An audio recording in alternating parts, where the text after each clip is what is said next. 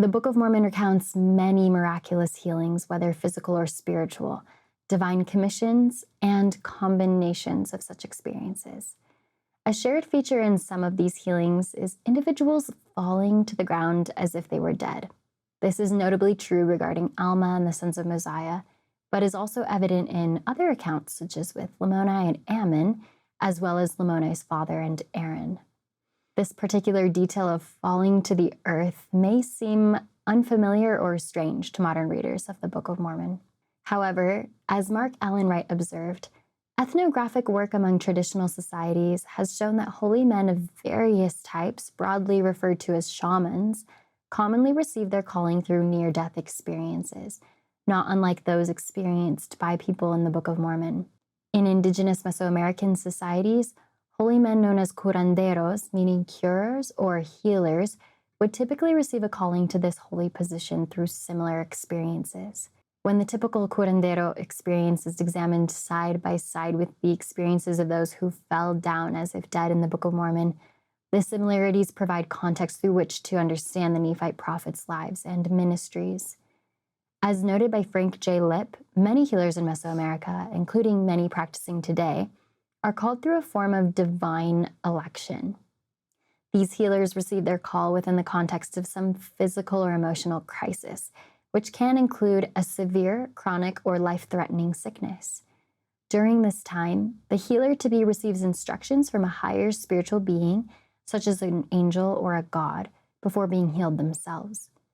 Furthermore, the initiate may experience temporary unconsciousness and a death experience whereupon he or she is reborn as a person with shamanic power and knowledge.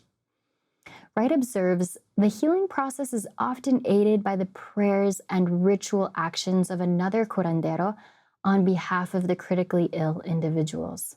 Following their healing, the initiate undergoes a lengthy period of self-learning or apprenticeship at the side of an experienced family member or older shaman, after which the newly called shamans possess a power and authority that is recognized by the members of their community.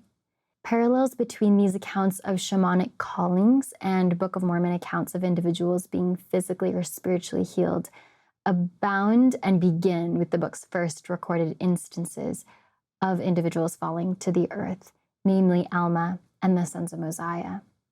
According to the Book of Mormon, the angel of the Lord appeared unto Alma and the sons of Mosiah, and he descended as it were in a cloud, and he spake as it were with a voice of thunder, which caused the earth to shake upon which they stood. The group fell to the earth at this manifestation, and the astonishment of Alma was so great that he became dumb, that he could not open his mouth.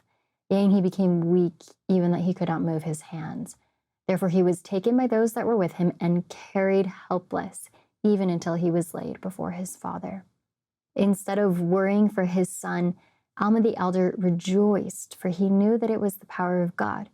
He also caused that the priests should assemble themselves together, and they began to fast and to pray to the Lord their God that he would open the mouth of Alma, that he might speak, and also that his limbs might receive their strength, that the eyes of the people might be opened to see and know of the goodness and glory of God.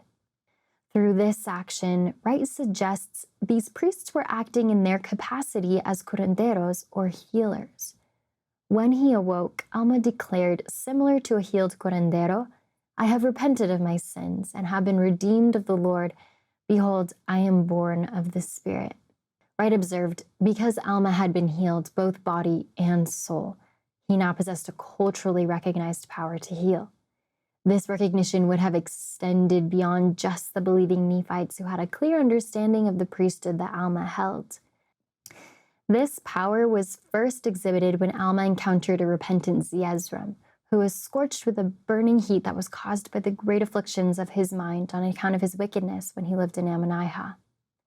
He sought healing from both Alma and Amulek, but the only one to take Zeezrom by the hand was Alma, as he had become the culturally and spiritually recognized healer by virtue of his own near-death experience. Thus, through the priesthood and his faith in Christ, Zeezrom was healed.